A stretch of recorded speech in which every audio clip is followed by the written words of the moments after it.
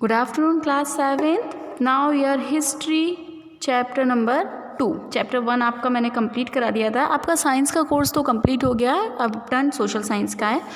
Regular video आएंगे तो आपके पास 3-4 दिन में कोर्स कंप्लीट हो जाएगा. ओके.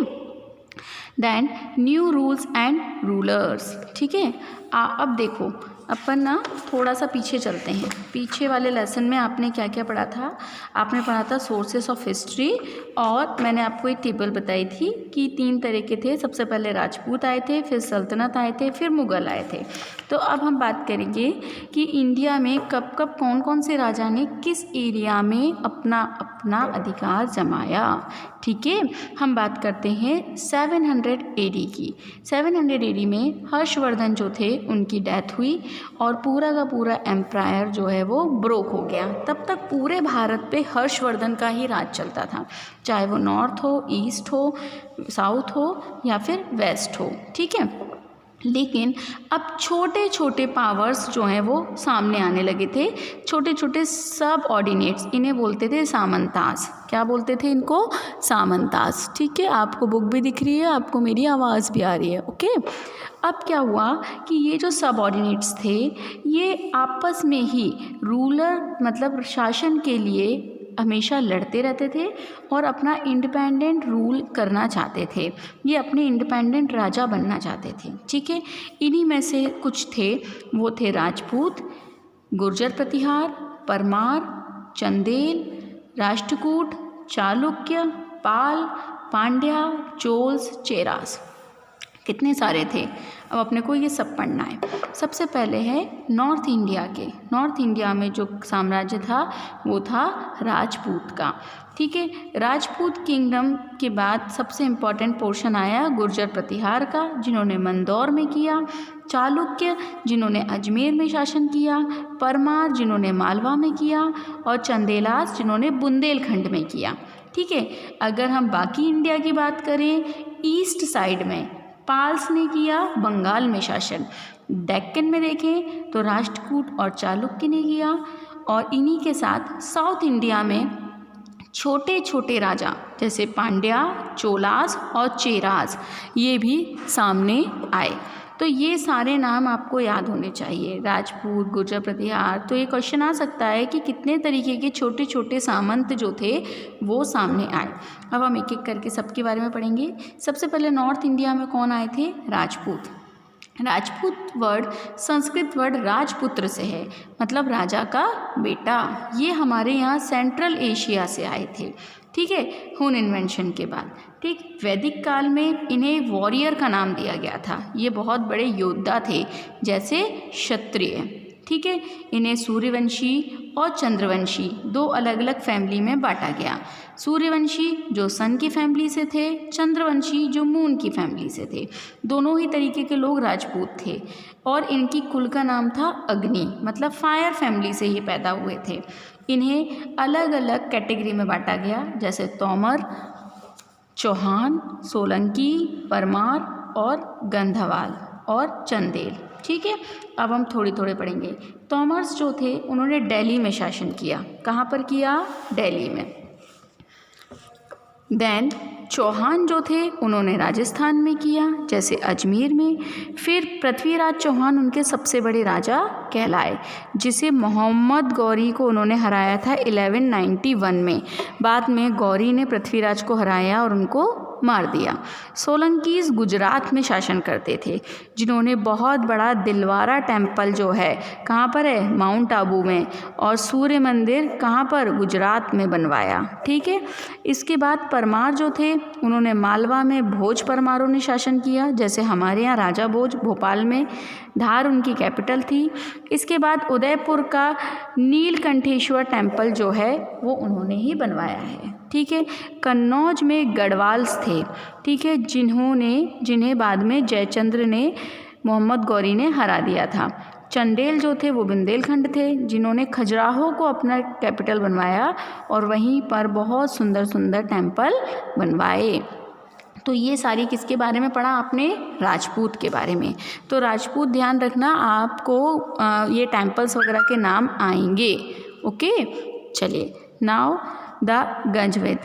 द इन्वेंडर कहते हैं ये एक तरह से इन्वेंडर थे जो गजनी जो थे, एक तरह से वो इन्वेंडर्स थे जो हमारे यहाँ माउंटेन क्रॉस करके आए थे, जैसे मोहम्मद गजनी और मोहम्मद गौरी, ये जो मुस्लिम इन्वेंडर थे जो हमारे यहाँ आए थे। तो 700 से लेके 1000 तक किसने शासन किया? गुर्जर प्रतिहार ने। 900 से 1100 तक परमार ने। फिर 800 से यहाँ तक चोल ने, यहाँ पर राष्ट्रकूट ने, यहाँ पर चंदेल्स ने, यहाँ पर पाल और सेनास ने। ये आपको ड्रॉ करना है, ठीक है। फिर हमारे यहाँ तुर्किश इन्वेंशंस भी आए। फिर मोहम्मद गजनी, महमूद ऑफ गजनी कौन था, इसके बारे में पढ़ते हैं, ठीक है। चलिए, taking advantage of the kingdom the attract the tells, हमारे यहाँ के बहुत सारे किंगडम से अट्रैक्ट होके एक सब्द किंग नाम का तुर्किश चीफ जो है आया था, जो था आमिर ऑफ गजनी, जिसका बेटा बना आगे महमूद ऑफ गजनी, ठीक है। एंड अटैक इंडिया, उसने इंडिया में 10,010 से 10,026 तक 1010 से 1026 तक बहुत बार अटैक किया और हमारे यहाँ से बहुत सारी चीज़ें चुरा के वहाँ ले गया। कांगड़ा, मथुरा, कन्नौज, तनसेर, ग्वालियर, सोमनाथ। उसका काम शासन करना नहीं था, वो केवल क्या करना चाहता था? लूटपाट और लोगों में डर।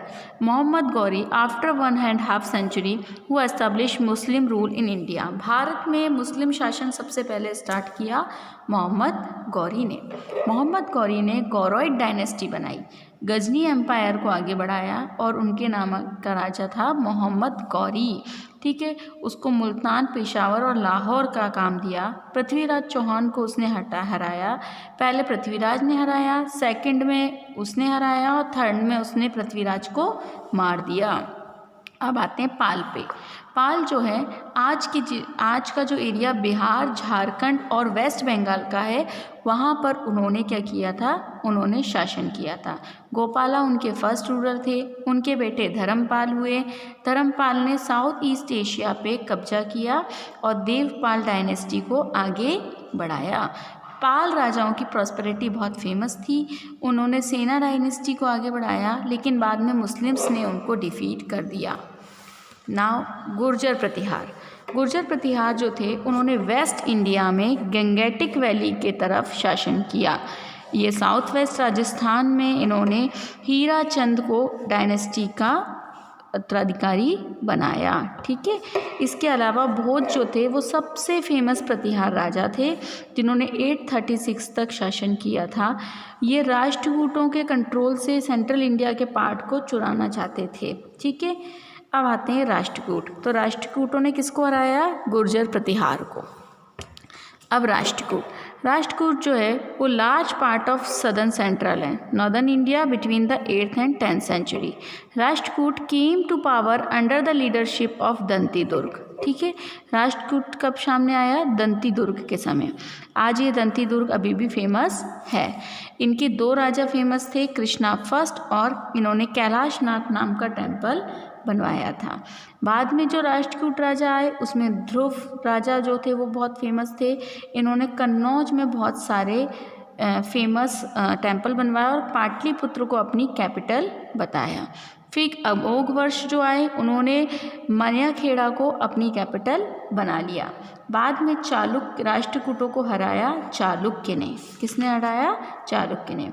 अब त्रिपार्टित आया। त्रिपार्टित का मतलब था 3 पार्टी, 3 लोग मिलकर जो है शासन कर रहे हैं, लाइक प्रतिहार, पाल एंड राष्ट्रकूट। ये कौन है? त्रिपत्रित हैं। One of the faced struggle जो है, उन्होंने कन्नौज को इन्होंने अपना कैपिटल बनाया और ऑक्यूपाई किया, ठीक है। इसके बाद अपर गंगेटिक वैली जो थी, ऊपर की तरफ जो वैली थी, कन्नौज जो है इसका बड़ा रिसोर्स रहा, ठीक। फिर हर्षवर्धन जो थे राजा, इनके सबसे बड़े सुप्रीम अथॉरिटी थे। यहाँ पर आपका पूरा का पूरा राष्ट्रकूट खत्म होता है। चोल से मैं आपको दूसरे वीडियो में भेजती हूँ।